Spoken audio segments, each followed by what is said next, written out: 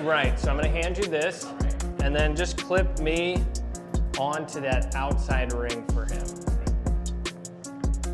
Hi, buddy.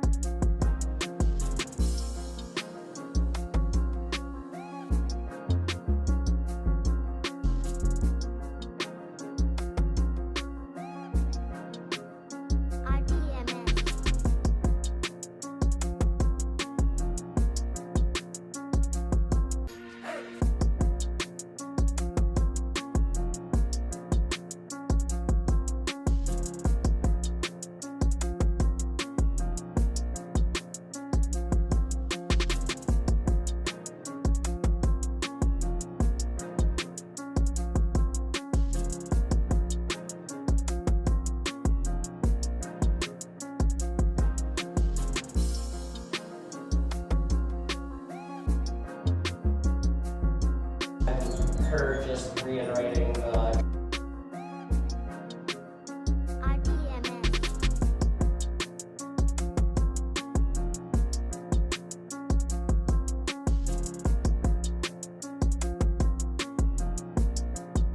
It's crazy because if you think about it, like, he's already nervous.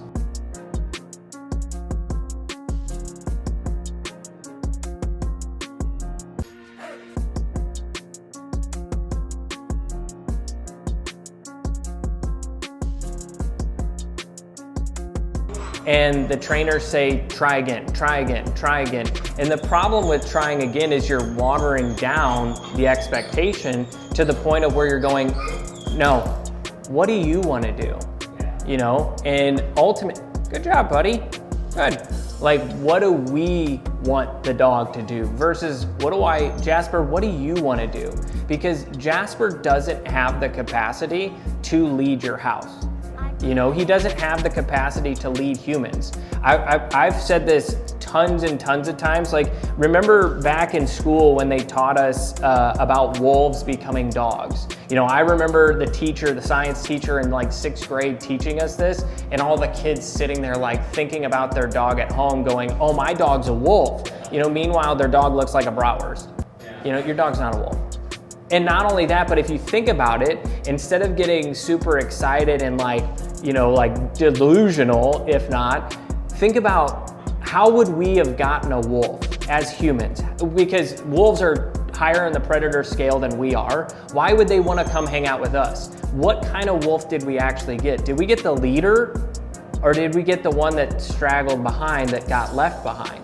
I would argue that we got the one that was left behind rather than the one that was potentially in charge of the pack. And what that does is it totally changes the perspective of how we should look at dogs. Dogs are great. They're smart, they're capable, all of these things. They're loving, they're